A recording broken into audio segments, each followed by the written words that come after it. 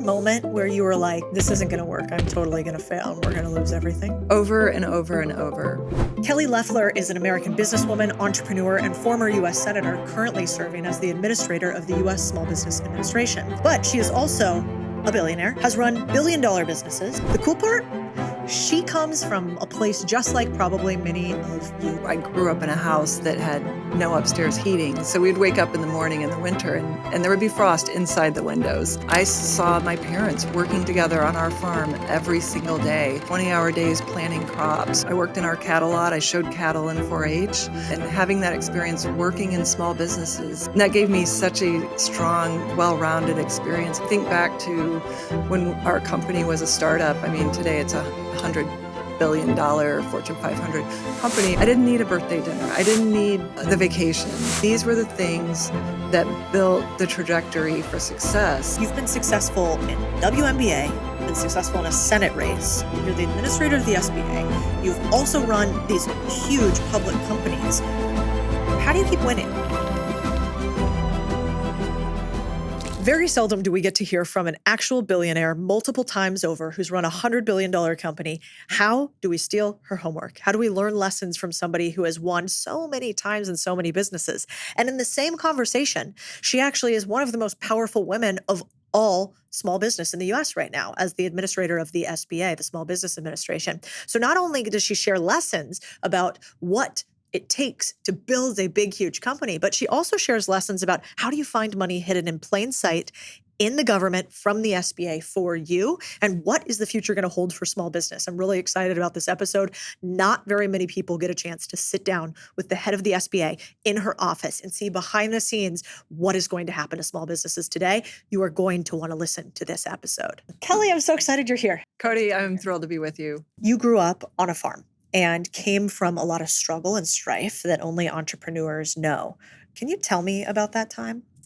Well, it was incredible to grow up on a family farm. And at the time, I grew up in a house that had no upstairs heating. So we'd wake up in the morning in the winter and there would be frost inside the windows. But we never thought that was anything that would be different or wrong with that. We just had electric blankets that we slept under.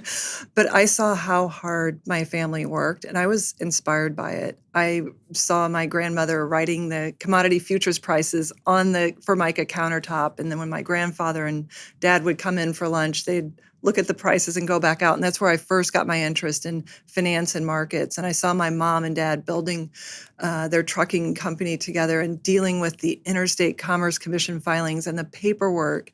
And I saw our truck drivers coming over to collect their paychecks while my mom wrote them out. And it really impressed upon me that, wow, they're providing livelihood and they're building something for people, that people are coming to us asking them to haul loads of grain off their farm, not just our farm, but theirs. And my parents sponsored the softball team in our small town. Like, I saw and what other small businesses did. And so I also saw how the toll it took on my dad, like how hard he worked, 20-hour days planting crops or baling hay, just the hard physical labor that he did it out of love for us. I mean, he wasn't always able to be at our sports games, and that was totally understood by us. Like that made us tougher. We could come home and say, Dad, we won the game. Here's how it went. And he's like, well, I won the game for you guys today too. And it gave me a love of work. So I worked in the fields growing up a lot. I worked in our cattle lot. I showed cattle in 4-H. I learned to sew my clothes because if I wanted a nice graduation dress or a dress in college for a formal, I would sew that. And then, all the way to, getting waitressing jobs to fill in for high school and college expenses, and having that experience working in small businesses, waitressing, working in retail stores. And that gave me such a strong, well-rounded experience. That's why I'm so honored to serve at the SBA, to serve the small businesses that I know firsthand what they mean on our main streets. So good. I also think I've met a few farmers, and you guys are totally better at Wall Street commodity trading than the best suits and ties.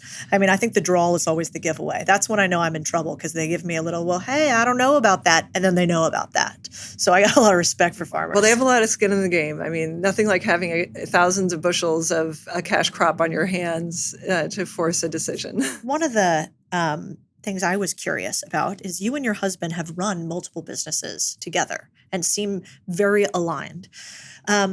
What's the secret to doing that? Boy, that's a great question. First of all, I'm incredibly blessed. That's the first open secret right there. Well, I am so blessed to have met him at a time in my life when, things could have gone either way. I thought, I've been moving around the country for 10 years, taking increasingly more responsible jobs. And I thought coming to Atlanta was going to be another stop on that career trajectory where I was working to find my fitting. I'd just gotten my CFA and had worked in private equity, had worked in as an equity analyst, and then was interested in doing investor relations. And I ended up joining the executive leadership team, ultimately working my way up to that. But we both just connected on our Midwestern values, our love of our families, our work, our shared passion for improving ourselves and giving back. We're both very altruistic, but we're also competitive. So we kind of feed on that. And I'm just so blessed. We get along great. We love talking about business. And we both understand what's important in life. And it's not the monetary. I mean, people make a lot of our wealth or success, but it's something we don't really spend a lot of time talking about. Interesting. Yeah, you're not very flashy. Yeah, I drive a Kia Telluride. I do out of have town. Yeah. Really? You don't want to roll up in the Lambo? Made in SBA? Georgia. Well, I'll admit I do.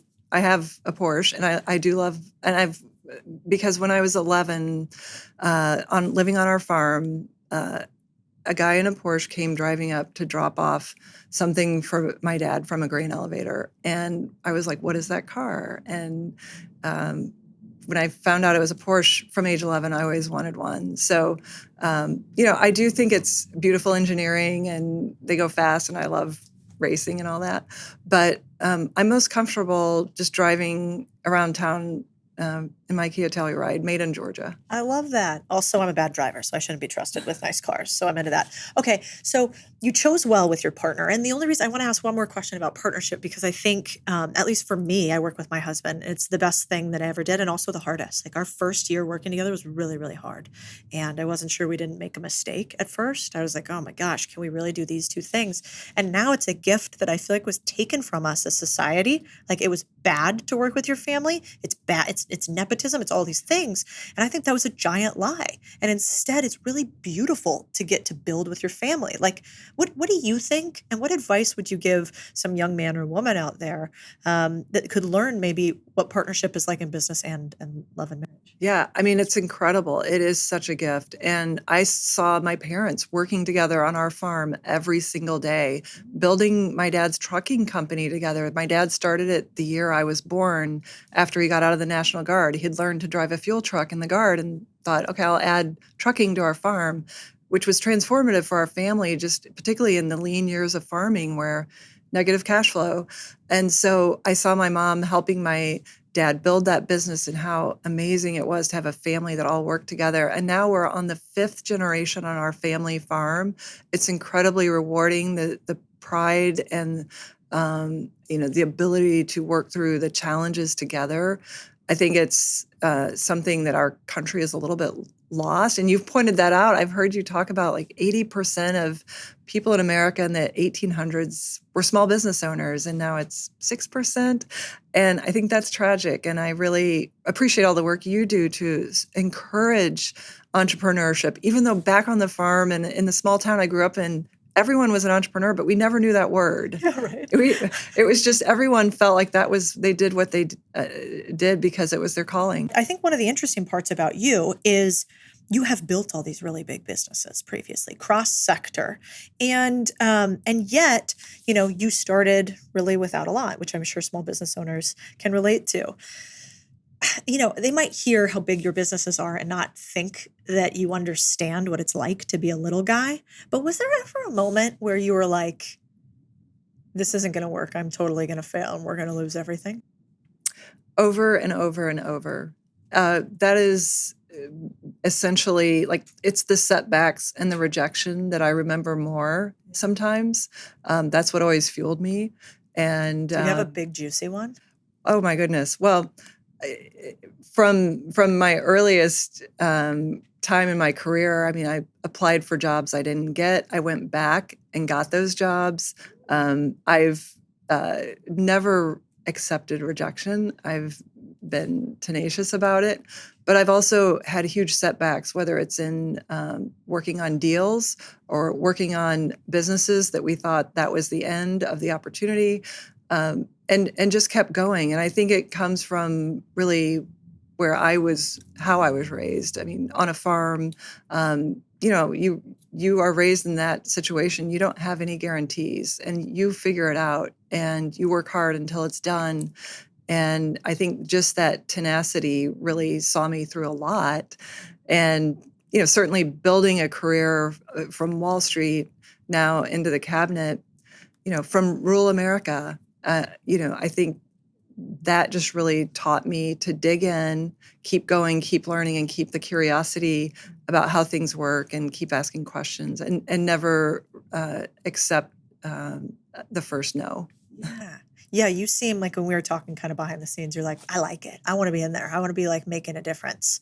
And I was like, wasn't it scary to run for Senate? That sounds horrifying. You were like, no, like put me in, coach. So you got a little of that inner psychopath. I'm into that. Yeah. Well, What about, so you owned an MBA, a WNBA team, which seems incredibly hard in just every aspect, not as much funding, lower ticket sales, and then there was inner turmoil in the WNBA. What was the hardest moment for you running that business? well, I think the biggest decision came when my business partner and we were 50-50 owners, but before that, we were minority owners. And there came a point where the majority owner decided to sell. And we had to look at each other and say, do we want to step up and be 50-50 owners? And I was running a big part of our publicly traded company at the time. And I had to have confidence in the team that we brought on to really run that business day to day. And also the funding. I mean, it was, it's not an inexpensive endeavor to sink money into that every single year. Was it public how much that was? No, but it's a couple million. And it was, we'd hoped to be able to get it to break even. But to the point, back then, the bigger decision was to say, is this a go or no go? And I believe that when life opens a door for you, and like to walk through it, and that life had opened a door for me as a professional sports team owner, and walking away at that time didn't seem like a good option. And I'm really glad we walked through it. We owned the team for a decade. And it was very grassroots. In fact, I was working with a reporter one time and pitching a story. I mean, I was, making sure that we got the visibility. I had this vision because of what I'd seen living in Chicago during the Bulls run in the 90s. And I thought, my goodness, I see what sports do for a community. They really bring it together. And I think Atlanta could be a great sports town. And so we invested on that basis to not have this as a hobby, but to make this a business and a great community contribution. And we were so glad that we walked through that door and did that for a decade for our fans, for our community, to elevate the sport. And it turned out to be such a good, I learned so much being a sports team owner that applied to business. Because in business, sometimes you can kick the can on a problem. In sports, you can't do that. Why? Everybody's just yelling at you all the Well, time? because in sports, the scoreboard shows the results every single day. The ticket sales show the results every single day. The coaching shows the results. And so you have to make those decisions game time. And so I started doing that in business, running my businesses like a coach would run a team. And I became a lot more effective, decisive, and not afraid about what decisions were around the next corner. It just really emboldened me to make those decisions and keep going. I'm a huge Phil Jackson fan. And And it really stuck with me a lot. I read his lessons often on how to be a good leader. Yeah, the Zen master. Yeah, Which yeah. is also I never would have known. Yeah, he was. He really ran an amazing team. When you read about the dynamics of the Bulls and how the players didn't necessarily all get along, but they brought so much electricity to the court, to the community, and it was just a huge lesson for me watching the Bulls. It was instructive, not just as a sports leader, but as a business leader.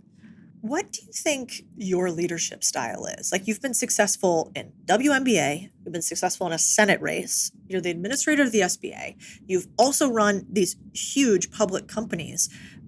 How do you keep winning?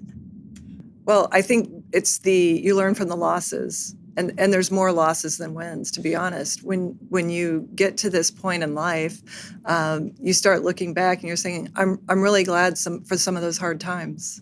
And some of those hard times were the best times. I think back to when our company was a startup. I mean, today it's $100 billion Fortune 500 company, but when we had 100 people and it was working every single weekend without a single day off, straight through, get there early, leave late, come back, over and over, cancel the vacations.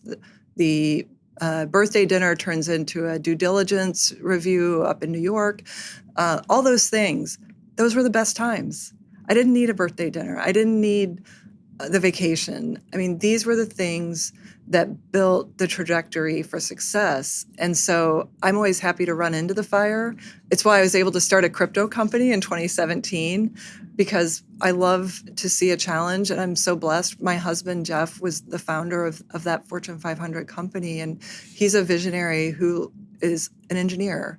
And he takes every problem apart at the nuts and bolts level. And that's kind of how we've worked through a lot of challenges. And, I'm a little different. He's a genius. He's brilliant. I'm more of a hard worker. I didn't have the gifts of the intellect that he had, but I'm a hard worker. That's my superpower. And I have a deep well of curiosity. I love to get atomic level on things. That's why I was the only chartered financial analyst that's ever served in the U.S. Congress. What? So, yeah. Okay, you're obviously smart if you have a CFA. That's like the highest, basically, level financial certification you can have. And the failure rate for like level 3 is something like 90% or something. It's like each level gets harder. Yeah, well, I worked really, really hard on studying for it. And I made sure I passed every level on the first try. And it was a great challenge. And I love a challenge. And I think approaching everything like this is a challenge I can do makes all the difference, instead of, oh, I'm a victim, I'm a woman, only 11% of the people that pass this exam are women. I just said, I know I can do this. So I think accepting everything as a challenge, as opposed to saying that it's all stacked against me, makes all the difference. Yeah, definitely. Yeah, there was a quote I was reading the other day. Somebody asked Michael Dell, they were like, Michael, how much did you work during those first, few years of building your company? And he was like, oh, I worked all the hours. And so I think, is that what it takes to build a multi-billion-dollar company? Is there any way to build it with a 4-hour work week, a lifestyle business? No. And why would you want to do that? I think part of the journey of life is creating and building and being with people. I mean, we haven't really talked about the people element. The most fascinating part of what I've experienced over my 30-plus year career is interacting with people, learning from them, and what works, what doesn't, how to succeed. And that doesn't come from just doing deals. That comes from experience at the negotiating table, walking away from it, coming back to it, having the discussions, whether it's internal within our own company. We used to promote internal dissent and debate. And then we'd make sure we pressure test everything internally and had the fights internally before we exposed them externally. And did things before we announced them. A lot of people love to run a company by press release and say, hey, we're going to do this and we're going to do that. No, we didn't do any of that. We would do the thing and then we'd say, we've been doing this for a month and our customers love it. So I think, walking the walk, not just talking the talk, was so important. And it's about making sure that you have people that are bought into the vision for doing the work, not, taking the victory lap. Yeah. How do you foster dissent in an organization? How do you get people to like competing for the best ideas? Well, I think it goes back to the original question you asked me about what kind of leader am I? I'm a hands-on leader. I try to run as flat organizations as we can. Like we're all on the same team. Like the team first concept is we're all in this together. If you fail, I fail. And so I want you to succeed. And that's why I am really careful about the teams I pick. And, loyalty is important, but you're being loyal to me if you say, Kelly, I don't think that's a good idea. It's not disloyalty. I don't want to be encircled by yes men. I want people to say what you're doing is maybe not the optimal way to do this. Have you thought about this? And I may take it on board. I may not, but I'm like, thank you for letting me know. I'm glad we've had this conversation. and so I think just really encouraging communication and dialogue. I feel like someday communication is going to be a lost art within the business world. It does feel like that. But, and maybe that does go back to, sort of this, you've played a lot of games where you either won or lost publicly. Running a public company, got to have quarterly results, WNBA, nightly scoreboard. And so unlike a lot of people in the government, you're like, no, there are consequences to my actions, which is probably kind of shows across all of your businesses. So if you're talking to a small business owner right now who's worried about inflation and what's happening around them, what would you tell the people that you're about to see on the street? Well, the great thing about small businesses is they live in a very dynamic environment. And so I hear from them all the time as I travel across the country. And what I'm hearing is that they want taxes to be made permanent, the tax cuts to be made permanent. They want taxes to be low. They want regulations cut. They want fair trade. They're excited about the conversation we're having on making America produce things again, onshoring our manufacturing. And I also think small businesses need a focus on skilled workforce by education. I mean, we really need to look at our educational system and say, what are the skills and the trades of the future? And so that's critically important because so many small businesses can't fill roles, can't find the skilled workforce. So we're working with small businesses across that entire spectrum to make sure that they have the resources they need. Chief among those at the SBA is access to capital, which is our bread and butter, to help small businesses access lending through our partners in the private sector, your local community bank or things like a credit union, and making sure that they have the lifeblood of their business, which is capital. Yeah. So do you think that you guys, as an administration overall, will small business owners get those permanent tax cuts? Will there be like a pro-small business environment? Because lots of people say they love small business. But do you think that is actually going to happen? Well, look, there's no bigger fan of small business than President Trump and this administration. And I do believe we're working quickly toward Congress having that 2017 Tax Cuts and Jobs Act extended, hopefully made permanent. That will provide tremendous certainty for small businesses to invest and grow and hire and drive our main streets. And I believe manufacturers and businesses of all kinds are really spring-loaded, just waiting for that tax cut to come through. But in the meantime, we're working really hard on deregulation because regulation, and in fact, the Biden administration passed $1.7 trillion in regulation, setting an all-time record by many multiples of massive regulation. That's a tax on small business, disproportionately on our manufacturers as well. Yeah, we were reading some statistics earlier about how that is somewhere between $8,000 and maybe some other people say $15,000 per employee by federal taxes on small businesses. So there's a real regulatory drag, it seems like. Yeah. And so, let's talk a little bit about the things we can control, because I think sometimes hearing about everything the administration is going to do, you're like, great, I'll keep working while we wait for that. So one of the cool things you guys have done is what I call like showcasing money hiding in plain sight. So the SBA obviously provides tons of loans to small businesses. What do you think most small business owners don't realize they have access to with the SBA that they do? Where is your like hidden free money? Well, actually, that's a great question. I actually think the SBA is not well understood. What we do is provide government-backed guarantees to private sector loans and loans that may not be extended but for that government guarantee. And what I love about these programs is they're self-funding. They're not taxpayer funded. When run properly with the right underwriting guidelines, these loans pay for themselves while generating access to capital for the small business, growing the tax base, driving employment. So it's a really free enterprise / private public partnership type thing that is unique in government. Usually it's government giving a grant. What we focus on is making sure that qualified businesses who can't get capital elsewhere can get them through the SBA, those loans. And that's what I'm really proud of, is that we're making these loan programs better and more accessible. Yeah. And so if you're a small business owner listening right now, like, is there any downside to going to your local SBA office and just saying, hey, I want to see if I could be pre-approved for a loan for X or Y or Z? Like, should every small business owner be at least meeting with their local SBA? Absolutely. So we have 68 offices across the United States at the SBA. And what you can do is start having those conversations. Maybe you don't need capital right now, but you need access to some of the counseling that we do through our small business development companies that really help small businesses build toward accessing capital or planning their expansion. And we can work across the federal government to connect them to other resources that, as you say, capital hiding in plain sight. Like, could there be other programs?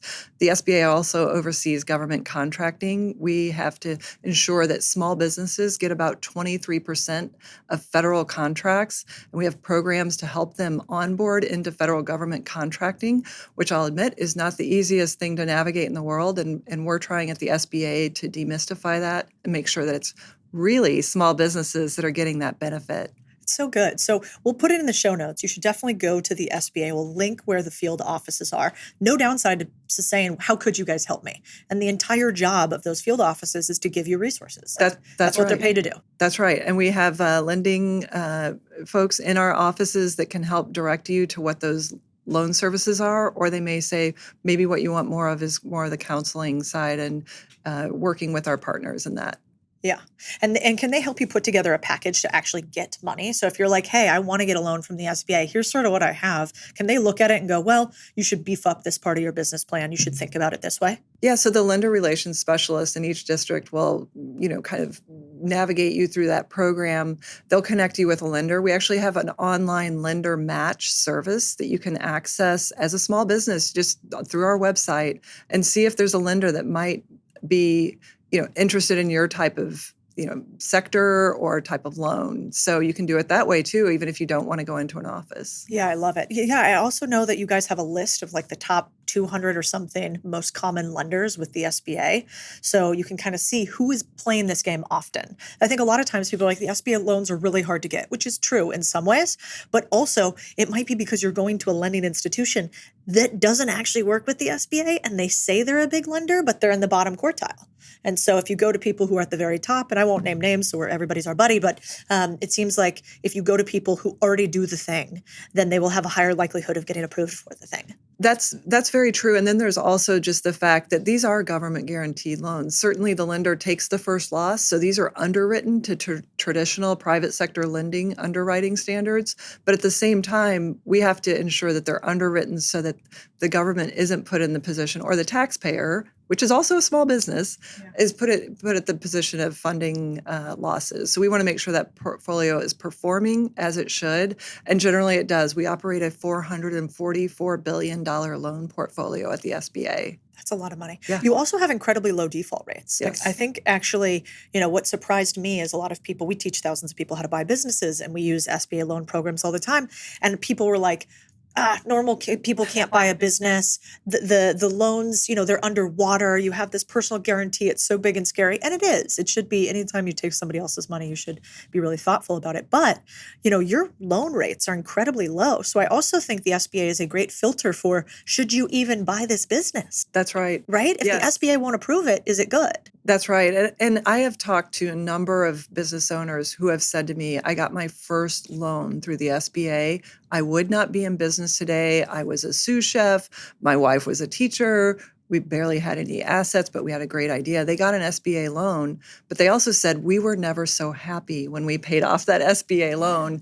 And it gives them the discipline and the confidence to get into business and then start repaying that loan.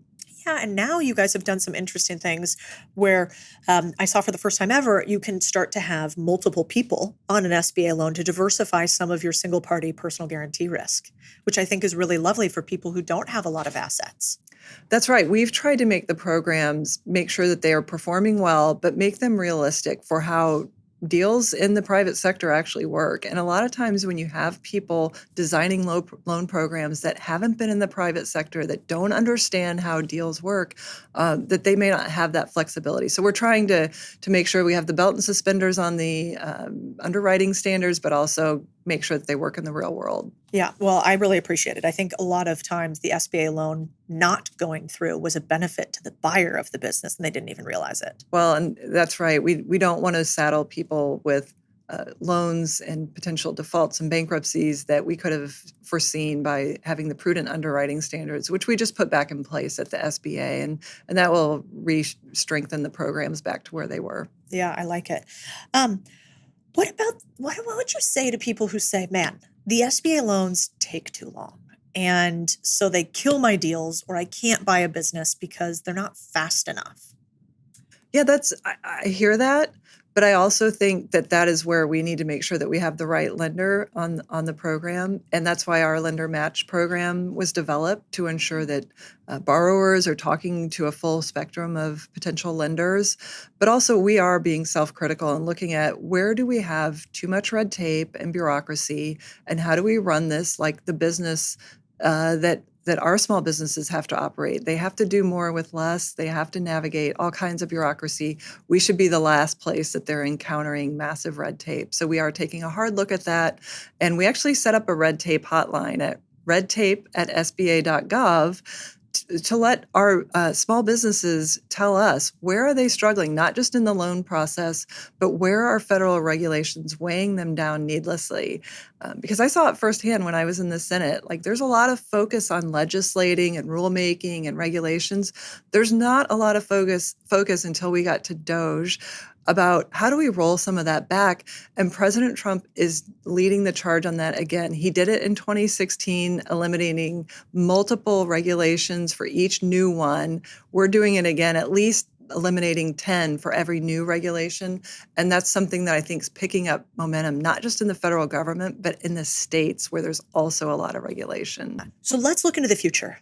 If they don't get access to somebody like you, now they get to sit and listen and hear from you on what is the future with this administration with small business, and what are some of the initiatives that you think are going to be really incredible for small business owners. One of the things I'm most excited about is our Made in America manufacturing initiative at the SBA, which amplifies President Trump's America First agenda. And what does that mean? It means we're creating opportunities in America that had been hollowed out from us over the last 3 decades, where we lost something like 70,000 factories. 5 million jobs in our manufacturing heartlands are gone. We can do that again in America. And I have been across this country going through factories and hearing from owners of, and these are small businesses, most manufacturers, 99% of them are small businesses. And they've been telling me, I have been fighting the notion that we can't make things in America for 2 decades. And it's happening. And I see it as tremendous opportunity for small businesses because they supply the larger producers with the subcomponents and the parts and the materials that they need. They provide the restaurants for the workers. They provide the retail stores. I think we're on the cusp of not just a manufacturing, but an America First renaissance in this country. And I hope everyone will be a part of it, because I think if we can get the tax cuts done, the deregulatory agenda continuing to advance, we're on really at the dawn of what President Trump says is truly a golden era, because for too long, people have underestimated the American worker and American industry. And we're getting back to that now. I get chills. Well, I'm so appreciative of your initiatives to push forward small business. I can tell because I've met with your staff and other members of your team that you guys are actually really pushing for the little guy. And so I hope people take you up on all the initiatives at the SBA and go and look at the resources and meet with your local members. And then also you guys do an incredible job highlighting content too. So if there's like companies that, are small businesses that want to get highlighted as well, I know that there are spaces on the website there. Administrator Loeffler, thank you so much for being here with us today. Codie, it was great to be with you.